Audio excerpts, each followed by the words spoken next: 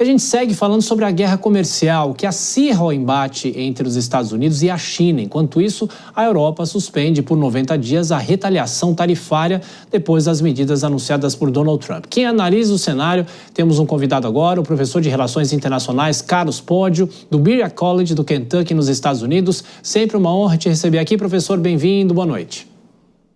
Boa noite, Thiago. Prazer conversar com você, quem nos ouve e nos assiste aí pela Jovem Pan. Ô, professor, é interessante que nos últimos dias fica cada vez mais evidente que essa guerra comercial monopoliza, em relação aos Estados Unidos, a China. E a gente sabe, desde, por exemplo, a Guerra Fria, quando duas potências estão em conflito, como entre Estados Unidos, na época, a União Soviética, ninguém cede, né? Nessa discussão das tarifas entre Estados Unidos e China, existe alguma expectativa de algum dos países poder ceder? Muito se fala que Donald Trump vai ligar para o Xi Jinping, mas será? Thiago, o que a gente viu foi que nesse jogo, né, para ver quem piscava primeiro, quem piscou primeiro foi o Donald Trump, né? Ele viu que essa ideia de continuar tarifando até o infinito, a China estaria muito mais disposta a responder aos Estados Unidos e retaliar. Aliás, não só a China, como a União Europeia também, que são dois principais parceiros comerciais dos Estados Unidos, né? O Donald Trump ele pode tirar a tarifa para o Vietnã, para o Camboja, para o Lesoto, mas a grande questão é realmente a relação entre Estados Unidos, China e União Europeia. E a China, hoje em dia, ela depende menos dos Estados Unidos do que dependia quando o Trump foi presidente pela primeira vez, né? Quando o Trump foi presidente pela primeira vez, cerca de 20% das exportações chinesas eram para o mercado norte-americano, um quinto aproximadamente das exportações chinesas. Hoje, esse número gira em torno de 12% mais ou menos. Houve uma diminuição, portanto, da exposição da China com relação aos Estados Unidos, mas são duas economias, você citou o caso da Guerra Fria, né, os Estados Unidos e a União Soviética, a diferença hoje na relação entre China e Estados Unidos e União Soviética é exatamente essa enorme interdependência econômica que existe entre Estados Unidos e China, o que não havia entre Estados Unidos e União Soviética, que mal tinham relações comerciais, né? Não tinham relações comerciais significativas ou tão significativas quanto as relações que tem Estados Unidos e China. Então, a situação hoje é muito diferente, né? O Donald Trump, claro, ficou muito claro, a gente aprendeu muito com o que o Donald Trump fez nos últimos dias, como opera, né, a mente do Donald Trump. Ele claramente percebeu que as decisões que ele havia tomado gerariam um custo que poderia ser, e ainda podemos ter um custo político muito grande, que ele não estava disposto a enfrentar. Isso, aliás, até eu acredito que explique o comportamento do mercado, não foi tanto pela retirada das tarifas, mas foi por conta de uma percepção de que existe algum grau de racionalidade no Donald Trump. Hoje acordaram, lembraram, né, que afinal de contas as tarifas continuam, tem 10% de tarifa para o resto do mundo e tem uma tarifa proibitiva entre Estados Unidos e China, que se for mantida neste patamar, vai ser um desastre para as relações entre Estados Unidos e China e, consequentemente, vai ter aí repercussões para o comércio global e para os Estados Unidos, particularmente, que depende desses produtos chineses. Ô, professor, antes de passar para os nossos comentaristas, eu queria fazer uma pergunta até do ponto de vista mais pessoal. Porque o senhor é professor de Relações Internacionais, trabalha já há alguns anos aí nos Estados Unidos, mas tem uma percepção muito diferente do que um brasileiro comum, vamos dizer assim, que não é professor, que não tem tanta experiência nessa questão internacional. Eu pergunto, o que os americanos falam aí para o senhor? É algo de incredulidade, surpresa, porque se discute muito essa ameaça de uma super recessão aí nos Estados Unidos, saber efetivamente o que vai acontecer, mas a sua percepção, professor, não só como um brasileiro que mora aí, mas como um professor que estuda e tem muito conhecimento sobre tudo isso. Tiago, o americano médio, ao contrário do Brasil aqui, o americano médio ele tem muito das suas economias atrelada à Bolsa de Valores, né? Notadamente a questão da aposentadoria, né? Nos Estados Unidos, o sistema de aposentadoria, a pessoa ela vai contribuindo, né? Diferente do sistema brasileiro, o que ela retira de aposentadoria é aquilo exatamente que ela contribuiu com relação aos investimentos. E grande parte, uma parcela esmagadora da classe média norte-americana tem muitas economias, particularmente aquelas ligadas à sua aposentadoria, ligadas à Bolsa de Valores, né? Então, essas pessoas que acordaram no dia e viram 10%, alguém que, por exemplo, está há 5 anos de se aposentar, porque o que se fala do mercado acionário norte-americano é que no longo prazo, né, sempre você acaba ganhando. Mas imagina alguém que está prestes a se aposentar e acorda um belo dia e tem esse choque no mercado acionário. Então, essa foi a questão imediata, né? Muita gente fala assim, nossa, a minha aposentadoria, que eles acompanham, né, diariamente, como é que vai o comportamento da Bolsa, etc. Eu tomei aqui um prejuízo na minha aposentadoria, nos meus investimentos, etc. Então, esse é o impacto imediato. Há outro impacto que é o de longo prazo. Esse impacto vai ser sentido, caso essas tarifas continuem, vão ser sentidos no segundo semestre, né? Quer dizer, a ressaca vai vir no segundo semestre quando você começar a ter aumento de preço de tudo, né? Porque toda a cadeia produtiva, insumos, estão em diversos setores da economia norte-americana, né? Para construir casas, alimentos, etc. Isso está em diversos setores da economia americana. Então, caso essas tarifas permaneçam, a gente sabe que o Donald Trump amanhã ele pode acordar, né? E um dia no café da manhã ele pensa numa tarifa, no almoço ele muda de ideia, no jantar já é outra tarifa. Isso gera também muita insegurança para o investidor. Claro. Né? O investidor não gosta de um ambiente em que ele não sabe o que vai acontecer daqui a 4 anos, quanto mais o que vai acontecer daqui a 4 horas. Então a situação fica uma situação que gera um ambiente de negócios muito complicado aqui nos Estados Unidos. Talvez isso explique como o Donald Trump conseguiu falir 6 cassinos e mais uma dezena de outras empresas. Professor Carlos Poggia, perguntas dos nossos comentaristas Deise Ciocari e Cristiano Vilela. Deise.